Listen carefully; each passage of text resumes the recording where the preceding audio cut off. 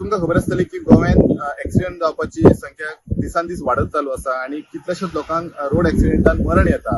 तसोच आयज एक प्रकार सत्तरी तालुक्यात घडलो तो म्हटल्यार उस्तें गांवांत हांगासर दीपक रामा गांवकर 39 वर्साचो भुरगो जेन्ना आपली यामाची स्कूटर घेवन आपल्या गांवांतल्यान ट्रॅव्हल करतालो तेन्ना तेणी स्कूटर व्हरून एका लायटीच्या खांब्यार मारली आणि खांब्यार मारल्या उपरांत तेजे तकलेक मार लागलो आणि तो थंयसरूच पडलो। कांय वेळान गांवच्या लोकांनी ताका पळयलो आणि इमिडिएटली 108 कॉल आउट केले। 108 कॉल आउट करून वाळपय हॉस्पिटलांत हाडलो आणि जेन्ना वाळपयच्या डॉक्टरांनी ताका एक्झामीन केलो तेन्ना ताका मरण आयला म्हणून ते डिक्लेअर केला। पुलीस स्पॉटार वचून पुलिसांनी पंचनामा केला आणि जी बॉडी आसा ती पोस्टमॉर्टमाक जीएमसी बांबोळे हांगासर धाडून दिला।